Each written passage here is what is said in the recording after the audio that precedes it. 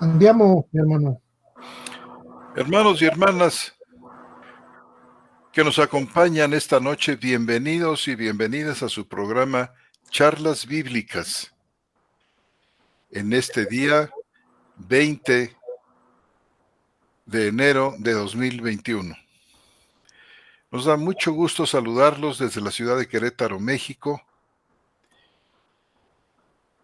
Y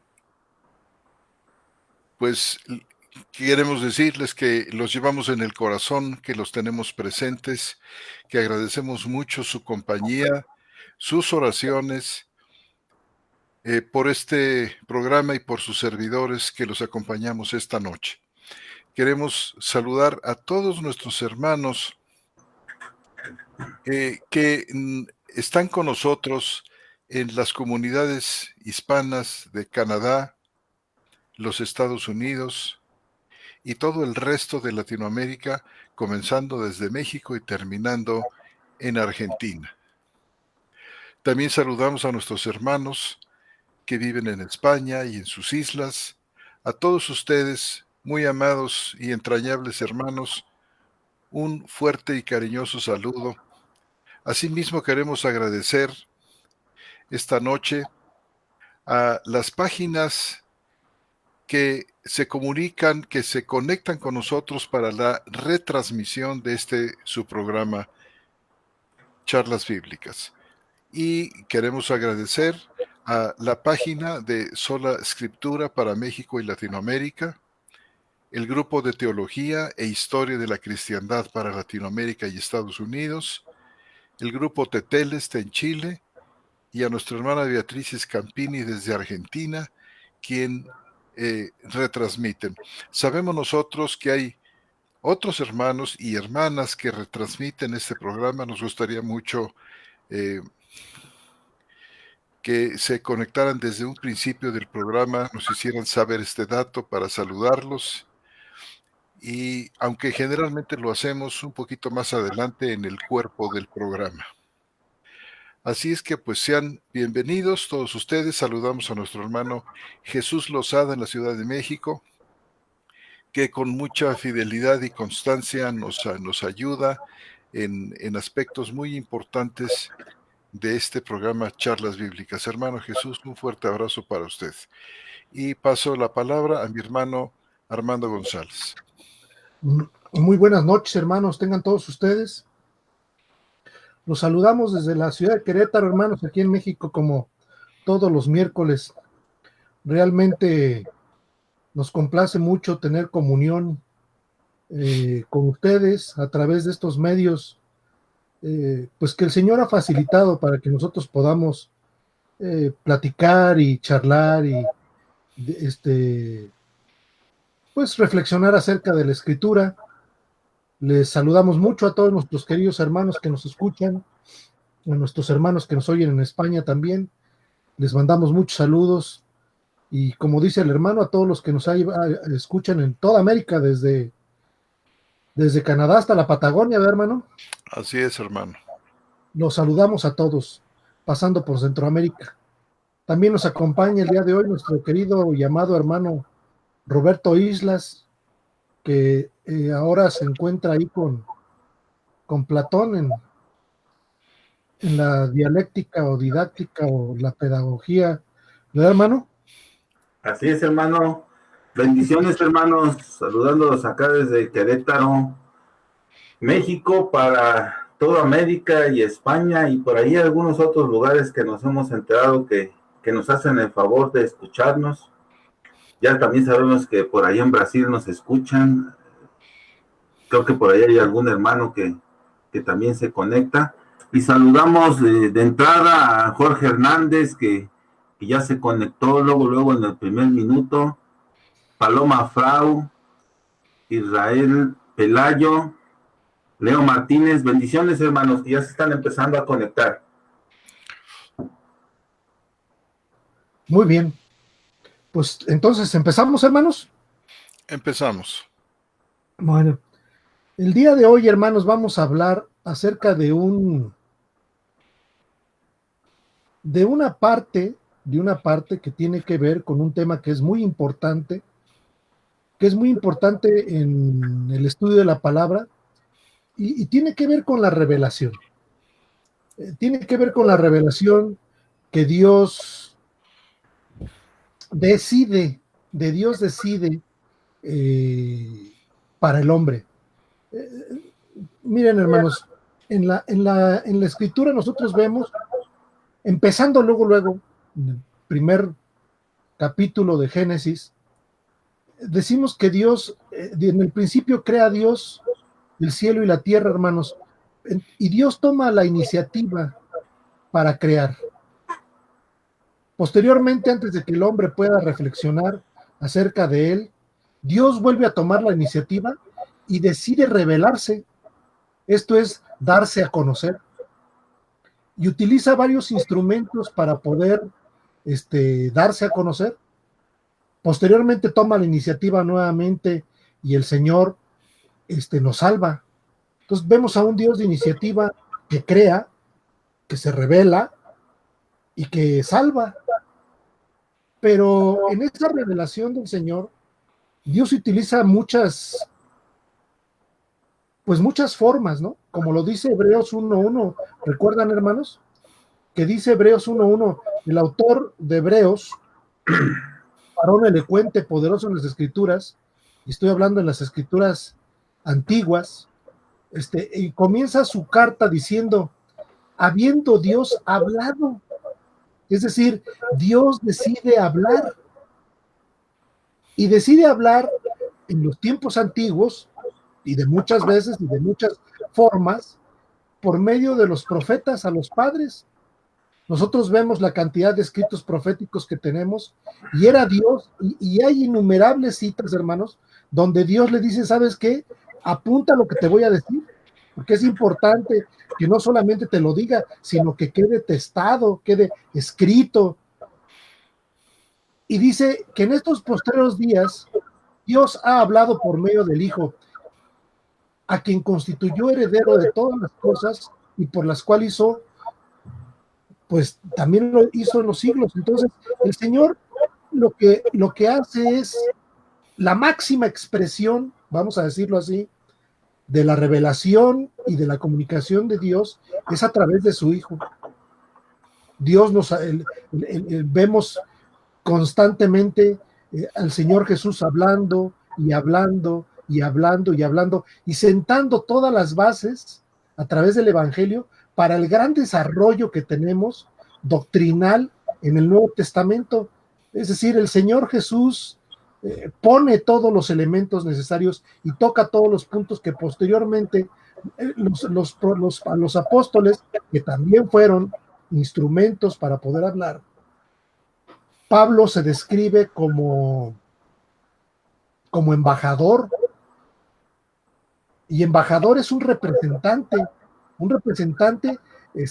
dice, porque yo soy embajador de Dios, y como embajador es un representante. Entonces, muchas de las grandes doctrinas las tenemos plenamente desarrolladas a través de los apóstoles, no sin antes el Señor Jesús habló acerca de todas estas cosas.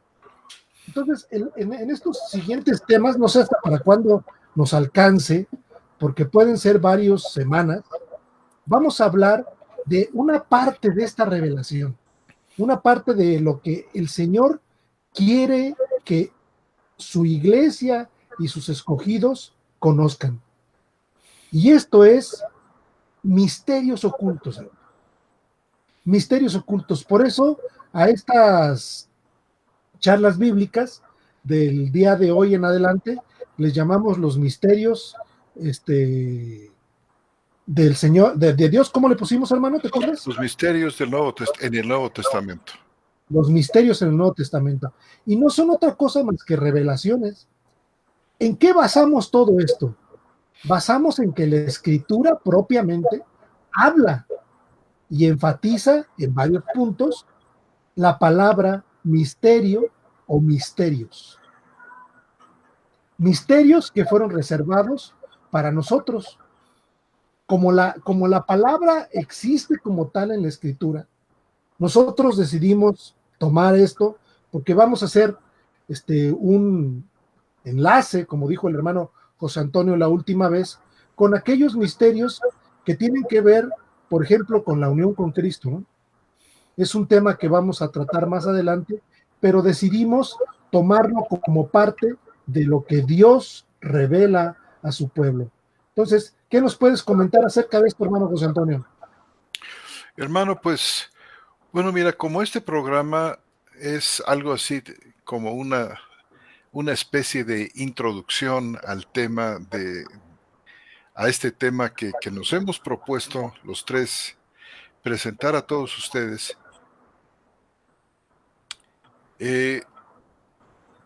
Tenemos que comenzar por definir de alguna manera lo que significa esta palabra. La palabra aparece en griego y se parece mucho, de hecho, lo que tenemos nosotros es una especie de transliteración. En el griego dice mysterion, y la palabra tiene una larga historia. No solamente aparece por primera vez en los escritos del Nuevo Testamento, sino eh, en tiempos anteriores, varios siglos anteriores a Cristo, en las famosas religiones de misterio, en, en el mundo de la filosofía griega, también la vemos aparecer, en los escritos judío-helenísticos, también está la palabra misterio, aparece pocas veces, pero está presente en los escritos del Antiguo Testamento. Y por supuesto la vemos nosotros aparecer en los escritos del Nuevo Testamento. Nosotros queremos enfocarnos en el uso de la palabra en el Nuevo Testamento porque consideramos que entrar a detallar el significado de esta palabra en estos otros contextos, en estos otros ámbitos que han mencionado aparte del Nuevo Testamento, sería larguísimo, interesante ciertamente, pero quizás no de tanta trascendencia en términos de la edificación de los creyentes. Entonces nos vamos a enfocar en el uso de la palabra misterio en el Nuevo Testamento. Y yo creo que para empezar podemos definir la palabra misterio como sabiduría de Dios, que escondida, que estaba escondida antes, pero que ahora ha sido revelada. Sabiduría de Dios que estaba escondida, pero que ahora Él ha decidido dar a conocer o revelar. Podemos nosotros pensar que este misterio es el consejo de Dios, el consejo trinitario, el Padre, el Hijo y el Espíritu Santo en ese consejo de la deidad que se propone darse a conocer, como decía nuestro hermano Armando, revelarse a sus seres creados, en general, inclusive a sus mismos ángeles. Este misterio es la sabiduría y el acuerdo pretemporal de Dios que está oculto al mundo, pero que es revelado a los que Pablo llama en la primera carta a los Corintios, a los espirituales. Y este consejo oculto ha sido cumplido de una manera escatológica en la cruz del Señor de la Gloria. Y este consejo de Dios lleva consigo la glorificación de los creyentes. Cuando digo que se ha cumplido escatológicamente el consejo de Dios en la cruz de Cristo, queremos referirnos a ese período que va entre la primera venida de Cristo y la segunda venida de Cristo. Este lapso de tiempo es un tiempo que podemos llamar escatológico, es un periodo de culminación, aunque ya lleva 2000 años, hasta este momento, como leía nuestro hermano en la carta a los Hebreos, yo también voy a hacer una referencia en la carta a los Hebreos en el capítulo 1, para que podamos notar cómo el tiempo que va entre la primera venida y la segunda venida de Cristo son días escatológicos. Dice la carta a los Hebreos en el capítulo 1, versículo 1. Dios, habiendo hablado en el tiempo antiguo muchas veces y de muchas maneras a los padres por los profetas, en estos postreros días, aquí tenemos nosotros la palabra escatología, en estos tiempos escatológicos, en estos tiempos finales, recordando una vez más que la palabra escatología viene de otra palabra griega, eschatos, que significa cosas finales, referido generalmente dentro de la doctrina cristiana como aquellas cosas que tienen que ver con la venida de Cristo, con el juicio, pero que en la carta a los Hebreos tiene una significación más amplia. Fíjense bien, nos habló por medio del Hijo, aquí dice, en estos postreros días, nos habló por medio del Hijo, a quien constituyó heredero de todas las cosas y por quien asimismo hizo el universo. Estos postreros días son los días que comienzan con esta revelación, con esta manifestación del Hijo en la historia. Su poderosa enseñanza que transmite él personalmente en un primer momento y después por su Santo Espíritu a través de los profetas, y que alcanza todo este tiempo que va entre una primera venida y una segunda venida. Entonces podemos decir nosotros que este consejo pretemporal de Dios que lleva consigo la glorificación de los creyentes se ha cumplido escatológicamente en la cruz del Señor de la gloria. Fíjense cómo podemos colocar la cruz dentro de este contexto escatológico. Ahora bien, lo que hace este término misterio tan dinámico, inclusive complejo, porque lo es que los escritores bíblicos emplean dos definiciones de manera simultánea. Dos definiciones de misterio. En primer lugar, se refiere, como decíamos hace un momento, a la sabiduría de Dios que finalmente ha sido revelada. Y, sin embargo, el punto 2 es que esta sabiduría permanece generalmente incomprensible para aquellos que no son creyentes. Entonces, estos dos conceptos están presentes, estas dos nociones están presentes dentro de la palabra misterio. Nosotros vamos a enfocarnos de manera predominante en estos estudios, en estas charlas, sobre el misterio de Cristo de una manera muy significativa, y no porque sea totalmente la única, pero es perfectamente predominante, sobre todo en el cuerpo de cartas de Pablo, en lo que algunos denominan corpus paulino, el conjunto de las cartas de Pablo.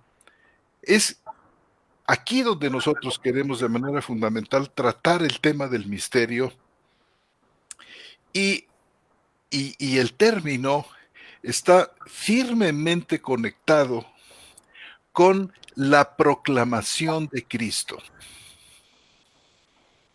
En palabras un poquito más técnicas, el término mysterion está firmemente conectado con el querigma de Cristo. Querigma significa proclamación. Y esto lo podemos ver nosotros en algunos versículos que están en la primera carta a los Corintios, en el capítulo 1, y solamente voy a referirme a estas cosas de pasada nada más, porque de hecho el contenido de esto lo vamos a ir tratando subsiguientemente en los programas. Dice, por ejemplo, Primera de Corintios 1:23. Y queremos establecer, antes que nada, esta idea de que el misterio está unido, está conectado, forma parte íntima de la proclamación de Cristo. Dice, por ejemplo, Primera de Corintios 1:23. Primera de Corintios 1:23. Pero nosotros proclamamos a Cristo crucificado. Para los judíos ciertamente escándalo, y para los gentiles necedad. La proclamación, el tema fundamental de la proclamación apostólica es Cristo crucificado.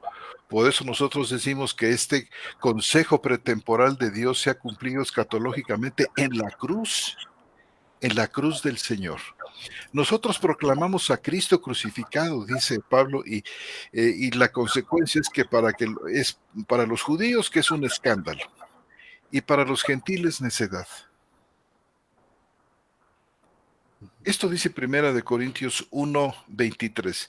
Entonces, cuando dice proclamar a Cristo crucificado, significa, y esto con referencia a la comunidad, significa proclamar el misterio de Dios. Noten ustedes cómo enseguida en el capítulo 2 y versículo 1 dice: cuando yo, hermanos, fui a vosotros, no fui proclamándoos el misterio de Dios con superioridad de palabra o de sabiduría. Y dicho sea de paso, aquí es muy interesante notar cómo esta cuarta edición de la Biblia textual sigue cuidadosamente el texto griego de la edición crítica de Nestle, donde se utiliza la palabra misterio en el 2, en el Primera de Corintios capítulo 2, donde estoy ahora leyendo. Fíjense ustedes, por ejemplo, que la Reina Valera dice: así que, hermanos, cuando fui a vosotros para anunciaros el testimonio de Dios, en griego sería aquí déjeme recordar cómo es, el martirion.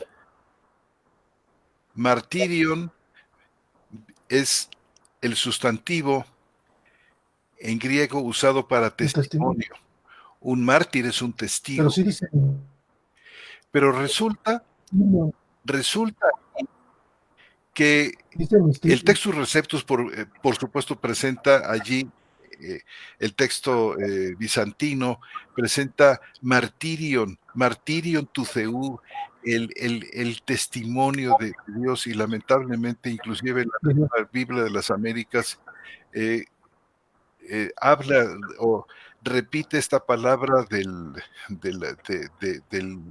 texto bizantino, testimonio de Dios. La Nueva Versión Internacional habla del testimonio de Dios, y algunas versiones católicas, pero la lectura más segura, la más antigua, la más difícil y la más correcta es Mysterion tu theou. Interesante, porque fíjense ustedes que nos lleva Pablo en este capítulo 2:1 a la idea de que el misterio de Dios es la proclamación del Evangelio mismo, la proclamación de Cristo crucificado.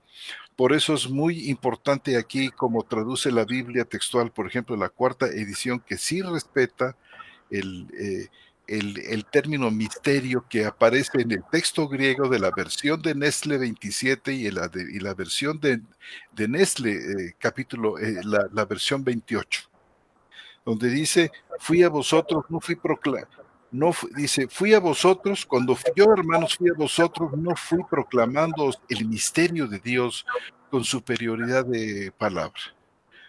Interesante porque, insisto, la palabra misterio, la proclamación del misterio, es la proclamación de Cristo crucificado, como esta misma carta en el capítulo 1:23 acabamos de leer. Entre los creyentes, sigue hablando Pablo aquí, hablamos sabiduría de Dios en misterio, como dice el capítulo 12 y versículo 7.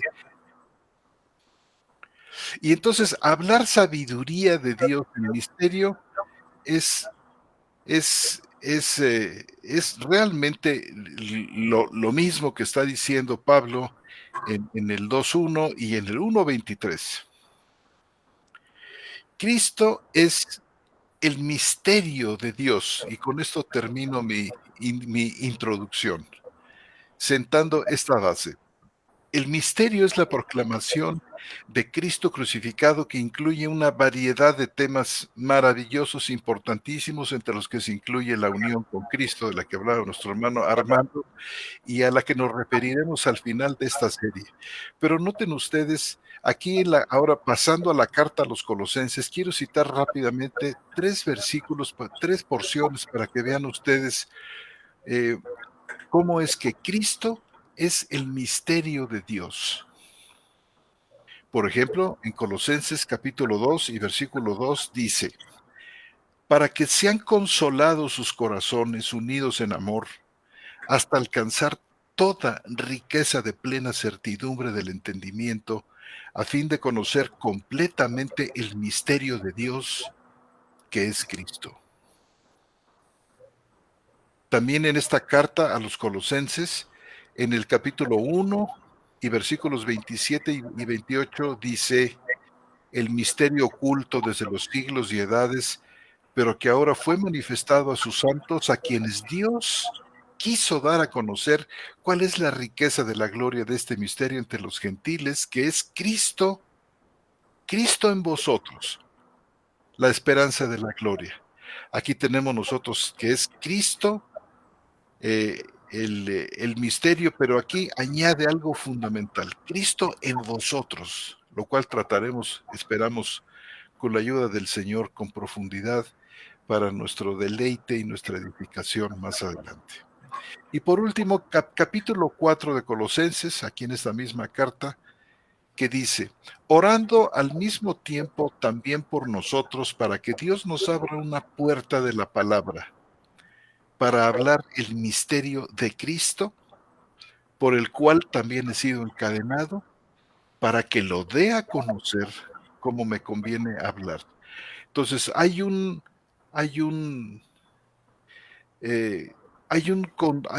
par de conceptos fundamentales. Y por último, simplemente quiero decir que, la interpretación de estos misterios, porque son varios, permanecen dentro, en el contexto del Evangelio, que es la palabra de la cruz. Por tanto, es engañoso andar buscando fuera de la Escritura, fuera de la palabra de la cruz, fuera de este logos tu stavru, andar buscando pensamientos que no estén incluidos en el querigma mismo, en la proclamación misma. Todo lo tenemos aquí en las Escrituras. Y bueno, pues pongo estas consideraciones, estas ideas a mis hermanos Armando, a mi hermano Roberto, y por supuesto a todos nuestros hermanos que nos acompañan esta noche. Bueno, yo creo que ya el hermano no nos dejó mucho para hablar. Ya Ah, sí, de plano No, mi querido hermano, yo creo que has dicho cosas muy importantes y cuestiones que tienen, pues, con esta revelación, ¿no? Que es una revelación grandiosa, que es una revelación que el Señor planeó.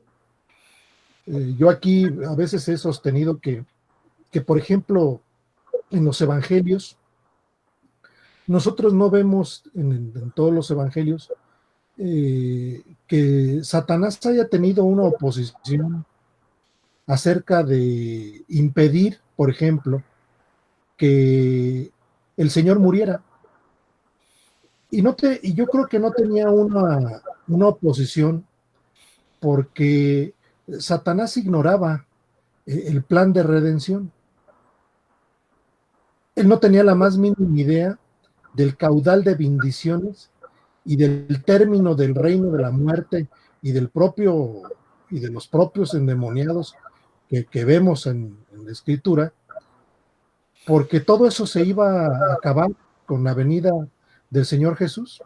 Es decir, él no tenía conocimiento de lo que Dios había planeado en la eternidad y no tenía conocimiento porque no hay ninguna oposición. Si él hubiera sabido la bendición que venía a través de la muerte del Señor Jesús, pues posiblemente se hubiera opuesto.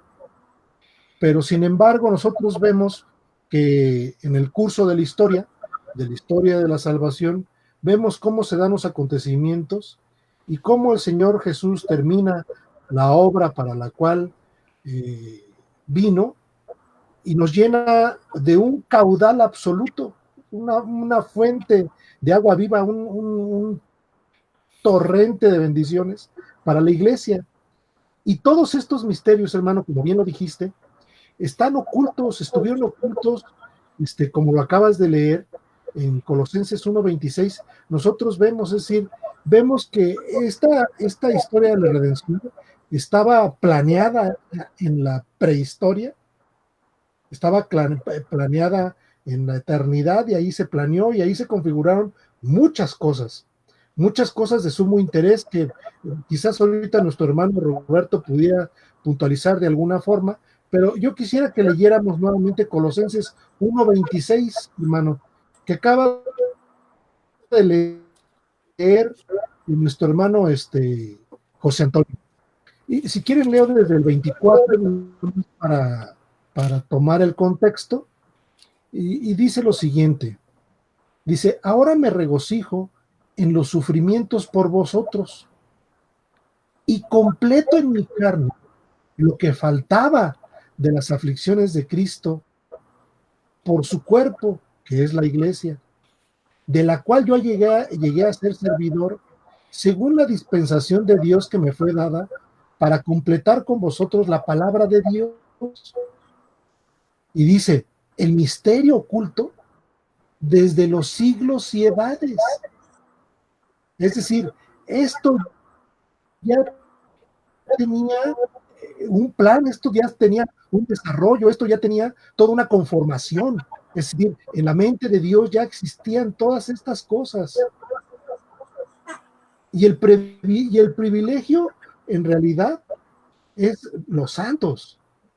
Dice: el misterio oculto desde los siglos y edades, pero que ahora fue manifestado a sus santos. Y al decir santos, es que se está manifestando a la iglesia. Y luego fíjense bien el 1:27 que leyó el hermano José Antonio: a quienes quiso Dios dar a conocer. Es decir, a Dios, eso que estaba oculto en los siglos y las edades, manifestado a sus santos, Dios quiso darlo a conocer.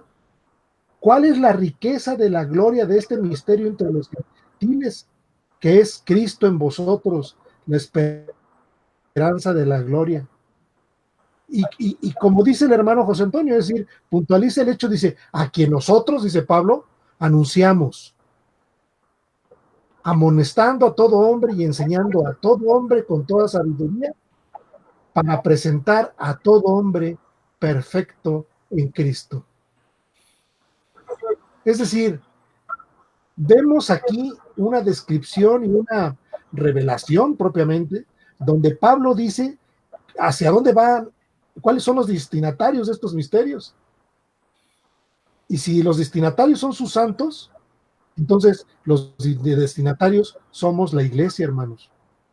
Y como iglesia, a Dios le ha placido darnos a conocer estos misterios, que es Cristo. Y como dice aquí, Cristo en vosotros. Entonces, posiblemente nuestro hermano Roberto nos quiera puntualizar algunos aspectos de esto, hermano. Pues sí quiero, pero yo creo que hay que retomar un poquito el inicio antes de empezar a profundizar en estos textos tan maravillosos como este de Colosenses y otros a los que han hecho referencia. Me gustaría que hoy por lo menos quedara súper claro esto que Armando y José Antonio han explicado y han mencionado bien, pero solo para resaltarlo. El primer punto sería la idea de misterio, o como la llamó José Antonio, un concepto de misterio, más que definición, un concepto. Y el concepto de misterio, dice José Antonio, que tiene una doble cara, como una especie de moneda, donde por un lado está esta idea de lo oculto, y a lo mejor la palabra oculto suena así como que nos lo escondieron, pero más bien debe de entenderse la palabra oculto como que Dios se lo reservó para mostrarlo después. Porque Dios sí quiere que los conozcamos plenamente, pues ahí está el texto de Colosenses que acabamos de leer. Lo reserva Dios para mostrarlo a los santos. Bueno, entonces, la idea de oculto no es que no se va a mostrar nunca, no, sino conforme la revelación sea hecha, pues Dios irá dosificando lo que quiere que vayamos sabiendo de Él. Y la otra partecita de este mismo primer punto es que llegados los momentos, Dios lo manifiesta. Entonces, eso que había estado, digámoslo así, oculto, ya no lo está más. Esta es la doble cara que presenta un misterio. Oculto, pero ya revelado. Pero el asunto de la revelación, dice José Antonio, tiene otra faceta. Y este sería el segundo punto. Otra faceta. Y esta segunda faceta es que no es revelado a todos. Claro. La revelación es excluyente. Se revela a unos cuantos y por exclusión a los que no se revela no tienen entendimiento absoluto de esto. Dijo José Antonio, ¿les es locura? Son excluidos. La misma palabra encierra esta idea. Al ser una palabra destinada, al ser una revelación destinada para alguien, todos los demás quedan fuera. Y aunque tengan acceso, les es incomprensible, porque no son destinatarios. Quiere decir que entonces Dios a los destinatarios les permite comprender, o por lo menos entender, porque a lo mejor comprender no es palabra correcta en lo que estoy diciendo, pero sí entender ya el alcance del misterio. Pero a los demás no, quedan excluidos. Cualquiera puede tener una Biblia, cualquiera, en todo el mundo. Hay traducciones de la Biblia a todos los idiomas. Yo veo aquí mi Eastword que tiene traducciones a todos los idiomas. No sé, todos los que tengan su Eastword ahí le pueden echar un ojito y ver cuántas traducciones hay a idiomas que yo jamás había oído mencionar siquiera. Es decir, cualquiera. Pero la pregunta es, ¿todos van a entender a Cristo, el misterio que representa el Nuevo Testamento, que es Cristo específicamente hablando, y todo lo que está alrededor de él, todo lo que él significa? Y la respuesta es no. La respuesta es solo nosotros, hermano. Permítanme ser egoísta en esto, solo nosotros. Dios quiso que nosotros entendiéramos este misterio de Cristo, y por eso este tema nos ha parecido tan fascinante. Estamos oteándolo, no lo conocemos a profundidad. El lunes tuvimos una reunión para ponernos algo de acuerdo en cómo enfrentar un tema tan complejo. Y bueno, esto que decía Armando al principio, pues es más o menos un esbozo de cómo queremos tratarlo, a sabiendas de que vamos a ir aprendiendo junto con ustedes de este asunto desde la perspectiva doble del misterio. Repito, primero, como algo que había permanecido reservado en la mente de Dios, oculto, pero que ahora ya ha sido revelado. ya no está oculto. Y segundo, que los destinatarios no son cualquiera. Aunque cualquiera puede tener acceso a la escritura, los misterios, el asunto de Cristo, la cruz, no es para todos, ¿eh? No es para todos, es para el entendimiento de los santos. La proclamación, la salvación, Dios la hace llegar a todos y eso es otra cosa. No estoy hablando de eso. No estoy hablando de irle a predicar a alguien. Ese es un trabajo que tenemos que hacer, no me queda duda de eso. Sino estoy hablando de los que ya están adentro. La iglesia, como dijo Armando, para ellos es todo esto. Todas las doctrinas del Nuevo Testamento no son para los de afuera, son para los de adentro. Ese es el núcleo central. ¿Qué hay en el corazón de este núcleo central? Ya lo dijo José Antonio y también ya lo dijo Armando. Cristo en vosotros. Entonces es como, bueno, permítanme decirlo, cuando uno enfrenta estos temas, es como para caer de rodillas y ponerse a llorar, discúlpenme que lo diga, cuando uno se da cuenta de tales privilegios que Dios ha reservado para los santos, no hoy, lo leyó Armando, desde los siglos y edades antes de que existiera por primera vez el cosmos, antes de que existiera Adán, Dios ya lo había reservado para nosotros. Bueno, no quiero quitarles todo el tiempo, hermanos, a Armando y a José Antonio, pero sí quería que se tomara pues un énfasis fuerte en el concepto de misterio. Y lo manejo como concepto más que como definición, porque abarca varios elementos. Cuando solo abarca uno, pues sí sería definición, pero si estamos hablando de que tiene por lo menos dos, ya no cabe como definición. Tenemos que trabajarlo pues como un concepto y eso nos permite amplitud de elementos dentro, que es precisamente lo que pretendemos mostrar a ustedes que hay pues en esta palabra y en este tema. Adelante, hermanos.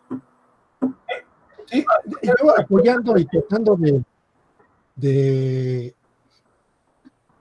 pues de reforzar, hermano, lo que vienes diciendo.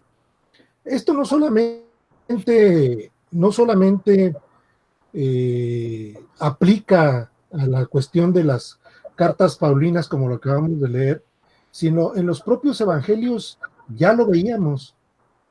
Ya veíamos cómo el Señor Jesús, su mensaje, también tenía, aunque tenía ciertos destinatarios, o varios destinatarios en este caso, pero no para todos era el conocimiento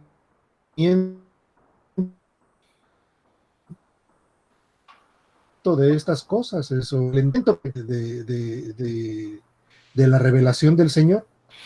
Si gustan, hermanos, yo para apoyarme con un texto, vamos a leer Lucas capítulo 8, hermanos, si pudieran por ahí buscarlo en sus Biblias. Y es en la parábola del sembrador. Lucas 8:4, hermanos. No me voy a meter a los detalles de la parábola, simplemente para que tomemos el contexto, los voy a referir a ella. Dice Lucas 8:4. Dice, y cuando se reunió una inmensa muchedumbre, pues las gentes de ciudad tras ciudad venían acudiendo a él. Y fíjense qué cosas tan bonitas, cómo a veces leemos muy rápido, ¿verdad?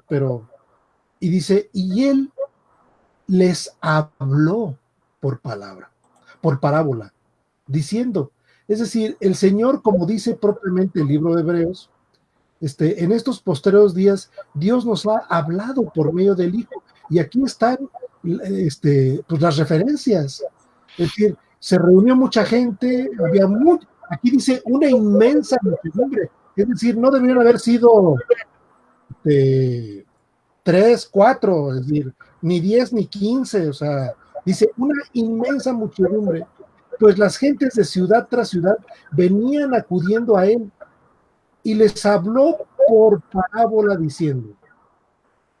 El 8:5 dice, el sembrador salió a sembrar su semilla semilla y al sembrarla, una cayó junto al camino, fue pisoteada, y las aves del cielo la comieron. Y sigue el desarrollo de la parábola. Pero si nos brincamos al versículo 9, donde ya termina la parábola, los discípulos le hacen una pregunta, exprofesa al Señor Jesús, y sus discípulos le preguntaron cuál sería el significado de la parábola. Es decir, en este momento, ni los propios discípulos del Señor tenían la comprensión de lo que el Señor Jesús estaba diciendo a través de esta enseñanza. Entonces, Él les vuelve a referir y les dice, a vosotros ha sido dado a conocer los misterios del reino de Dios. Es decir, ya les estaba diciendo que los depositarios de estos misterios en una primera instancia iban a ser ellos. Dice, a vosotros ha sido dado a conocer los misterios del reino de Dios, pero fíjense lo que sigue, porque es muy duro y muy fuerte. Dice, pero a los demás, por parábolas, para que viendo no vean y oyendo no entiendan. ¡Sáspelón, dirían! ¿Perdón? ¡Sáspelón! ¿Sí? ¿Está duro eso? Es decir, el Señor Jesús ya tenía destinatarios de estos misterios. Dice, a ustedes, a vosotros ha sido dado a conocer los misterios del reino de Dios, pero a los demás por parábolas. Es decir, la intención de que el Señor hablara por parábolas tenía un objetivo, y el objetivo es, no para todos son los misterios. En este momento los mismos apóstoles, porque todavía no se habían cumplido muchas cosas que eran fundamentales, como la propia venida del Espíritu Santo, es decir, ellos mismos le decían, Señor, ¿qué significa esta parábola? Entonces el Señor en el versículo 11 dice, esta es pues la parábola, y hace el Señor la interpretación de ella, se las explica, dice, la semilla es la palabra de Dios, y la semilla que presentó en la parábola del sembrador. Es decir, aquí Lucas se encarga de decir de manera muy puntual para que viendo no vean y oyendo no entiendan, porque el objetivo es claro, no eran todos. Y hay un texto paralelo a este, hermanos, en Mateo. Mateo 13. Mateo 13. Versículo, de hecho, del 10 al 15. Del 10 al 15. Puedes incluir el 16, del 10 al 16. Bien, lo voy a leer el texto paralelo del Evangelio de Mateo, hermanos, para que vean que los dos registraron, y se me hace que muy probable Lucas también Marcos también lo registró, ¿verdad, hermanos? Marcos en el capítulo 4. Capítulo 4, creo. Me está diciendo el hermano Jesús que hay eco en tu voz, mi querido, y se acentúa cuando te acercas al micrófono. Quizás si mantuvieras una distancia. Sí, Yo, Armando. Armando. Ah. Así se oye muy bien, hermano, y no hay eco, o se disminuye notablemente. Bien, me voy a hacer tantito para atrás, hermanos. Oye, y de pasadita, aquí nada más una levísima nota. Nuestra hermana Pochi Aisit de Argentina también está retransmitiendo. Un saludo para ti, amada hermana Pochi. Gracias por retransmitir el programa. Bien. Si gustas leerlo, hermano José Antonio, para evitar un poquito la cuestión del eco. Mateo 13:10. Lea todo el pasaje de Mateo 4. ¿Sí? ¿Qué no era Mateo 13? Mateo 13, perdón, del versículo 10. Nada más retomando por la interrupción, quizás para que no se pierda el hilo, nuestro hermano Armando plantea el punto de que los misterios del reino de los cielos, como vamos a leer ahora, el Señor los habla a través de parábolas, ¿verdad, hermano Armando? Efectivamente, y que no es para todos, hermano. Y que no es para todos. Los El objetivo, destinatarios. el objetivo de que los presenten palabras, en parábolas, es que para unos es que no entiendan, para los otros es revelación de Dios. Así es. Noten todas estas cosas que nuestro hermano dice en este pasaje. Mateo 13:10. Y acercándose los discípulos le dijeron, ¿por qué les hablas en parábolas? Él respondiendo dijo, porque a vosotros ha sido dado a conocer los misterios del reino de los cielos, pero a ellos no ha sido dado. Porque al que tiene le será dado y tendrá más que suficiente, pero al que no tiene, aún lo que tiene le será quitado. Por esto les hablo en parábolas, porque viendo no ven y oyendo no oyen ni entienden. Y se cumple para ellos la profecía de Isaías, la que dice, con el oído oiréis, pero de ningún modo entenderéis. Y viendo veréis, pero de ningún modo percibiréis, porque el corazón de este pueblo fue engrosado, y con dificultad oyeron con los oídos y cerraron sus ojos, a fin de que no vieran con los ojos y oyeran con los oídos y entendieran con el corazón y se arrepintieran y yo los sanaré. Pero bienaventurados vuestros ojos porque ven y vuestros oídos porque oyen, porque de cierto os digo que muchos profetas y justos desearon ver lo que veis y no lo vieron, y oír lo que oís y no lo oyeron. Pues bueno, esto está más duro todavía, hermano. Claro, esto tiene que ver, sobre todo, particularmente aquí, con los judíos que verdaderamente habían colmado por completo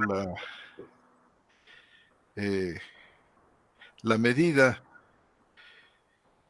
y estos destinatarios finalmente no fueron los judíos, como cabría esperar, sino los discípulos del Señor y a través de ellos a nosotros. ¿Verdad? Claro.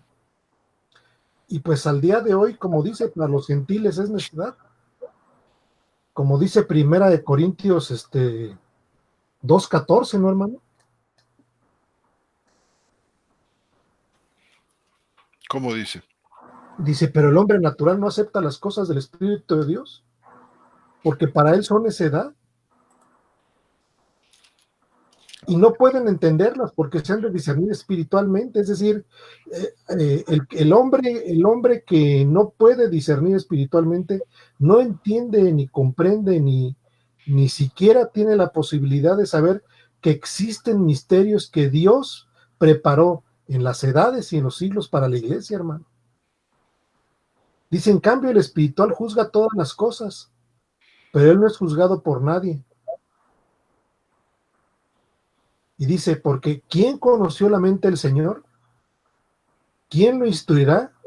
Dice, pero nosotros tenemos la mente de Cristo, hermano. Amén. Es decir, sí, la revelación, como yo puntualizando el aspecto o enfocando el comentario del hermano Roberto, tiene que ver con que solamente la iglesia es la destinataria de estos misterios y de este concepto que venimos presentando el día de hoy, por lo cual, pues, lo acabas de leer en Mateo, ¿no, hermano? Es decir, dice que ni los profetas, ¿no, hermano?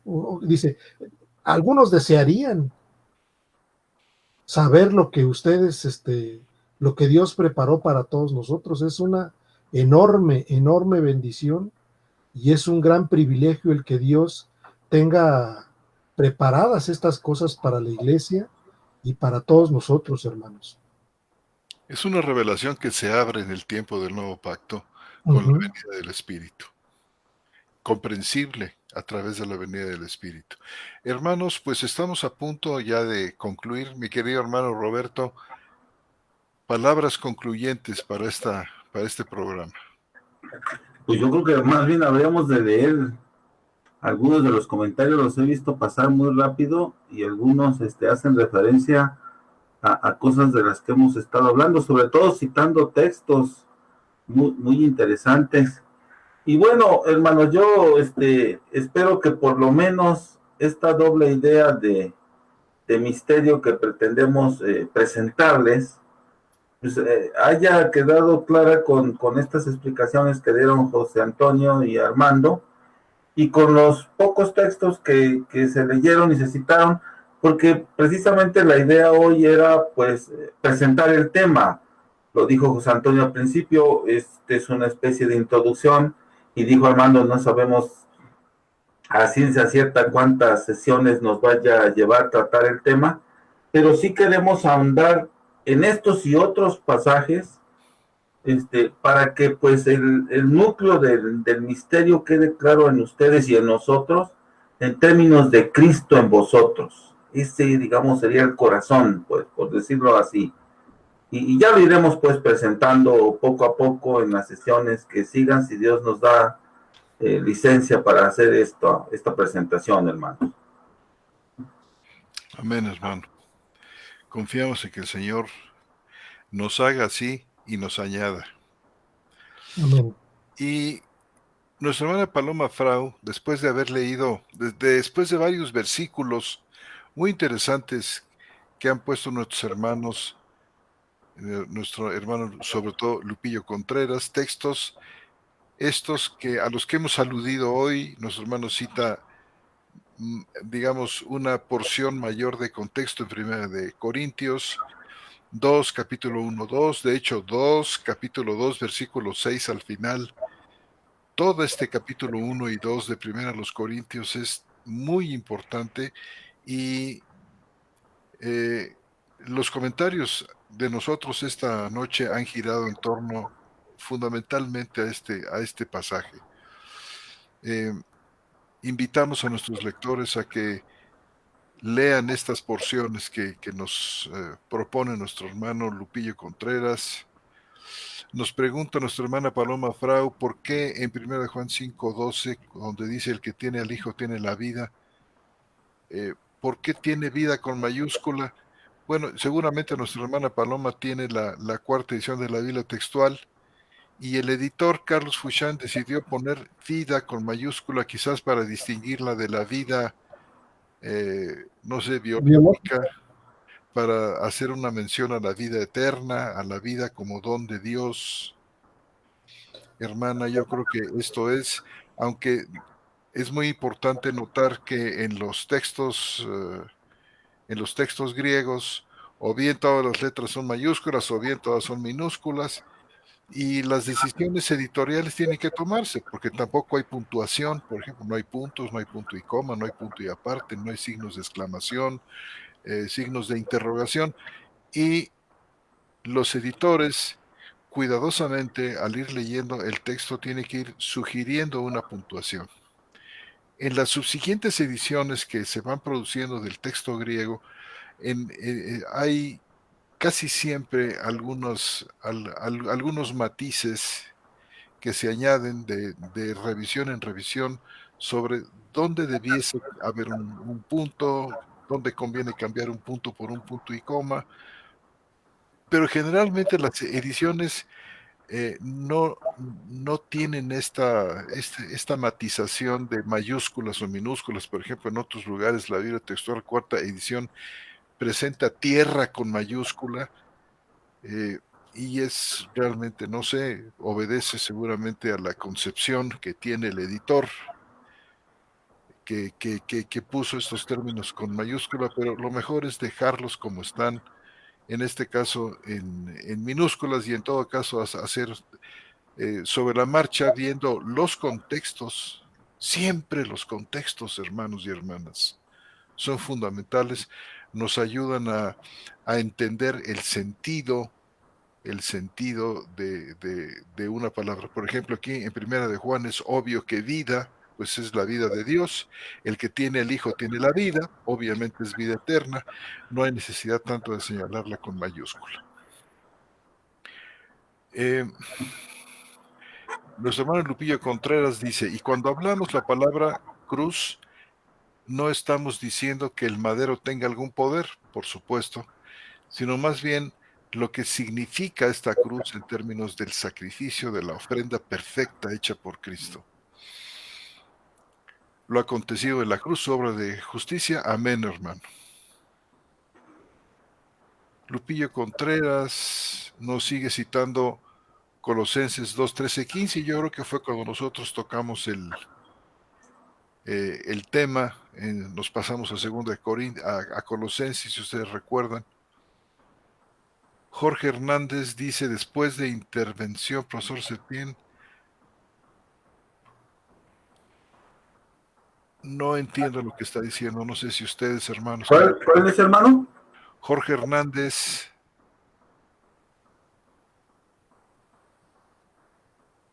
Yo ya me perdí totalmente. No sé en dónde vamos.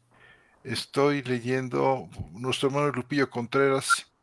Ya vi dónde. Cuando menciona Colosenses 2, no entiendo lo que dice nuestro hermano Jorge Hernández allí después del comentario de nuestro hermano Contreras sobre Colosenses, la cita del versículo.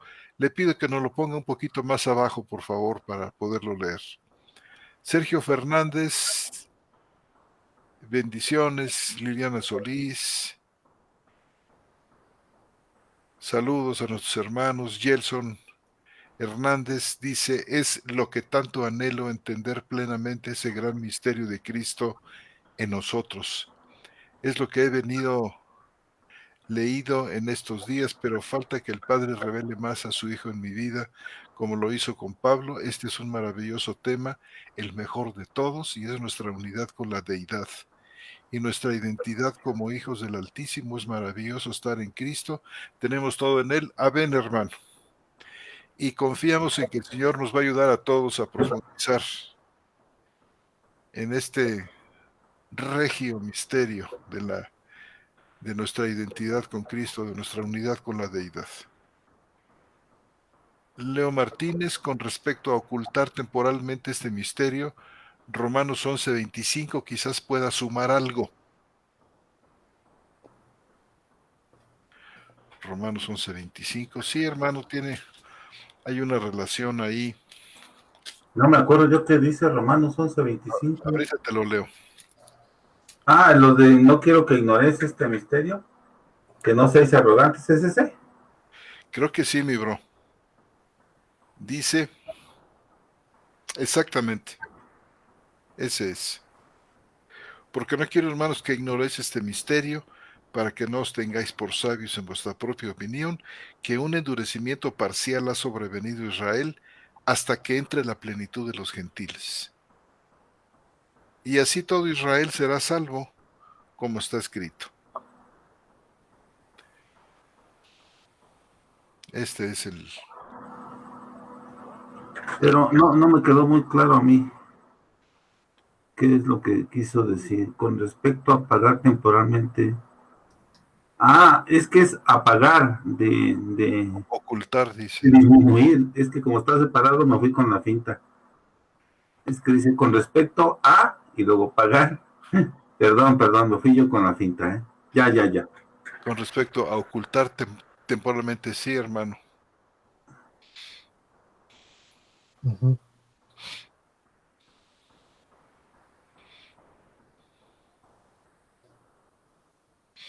¿Algún comentario acerca de esta nota de nuestro hermano Martínez? No, pues, sí, o sea, lo que dice el texto de Romanos, pues, digamos que el asunto del misterio de la salvación de Israel, pues no se va a dar plena hasta que entren todos los gentiles, ¿sí? Sí, es que dice, con respecto a pagar temporalmente este misterio, quizás pueda sumar algo Romanos 11:25. Sí, digamos, es una fecha límite de ya el misterio, pues cuando Cristo venga y todo Israel, toda la iglesia ya sea salva, ¿verdad? Tiene razón, pues, el hermano Leo Martínez, en ese sentido, en cuanto al texto de Romanos 11:25. Es otro misterio, ¿no? Que hay que Claro, platicar. ahí tenemos otro. Es otro misterio que tenemos que discutir, porque pues la estrategia de aquí en adelante es que ahora vayamos analizando uno por uno de los misterios y irlo Así es, presentando. así es. Y este sería en particular uno de ellos. O sea, Sí, llegará el este momento sería uno de los escatológicos, de que, los que hablaba José Antonio hace rato. que el hermano José Antonio tiene muy buen entendimiento y comprensión de estas cosas. Pues yo creo que la tenemos todos, hermano. Unos un poquito más que otros en ciertos puntos, pero este es un tema complicado, ¿verdad, hermano? Ciertamente el tema de Israel, de la salvación de Israel, complicado a veces por las traducciones, por ejemplo, que dice el versículo 25, donde dice, hasta que entre la plenitud de los gentiles, y algunas traducciones dice, y luego todo Israel será salvo. El problema está en que no dice, y luego, es decir, dando la idea de que primero se convierten los gentiles y luego, después, inmediatamente después, los judíos. Y no es lo que está diciendo el texto. Una mejor traducción la tenemos aquí, que dice, para que entre la plenitud de los gentiles y así, no y luego, y así todo Israel será salvo. Lo cual cambia de una manera importante el sentido de todo esto, pero ya lo hablaremos en su momento. Sí, pero sí es correcto, así como está ahí en 11:26, y así. Y así. Sí, no, nada de y luego. Esto no existe. Y vamos a ver la trascendencia de este y luego, y la importancia de Creo que lo que puso en desorden fue la Reina Valera, ¿no? No me acuerdo bien, pero...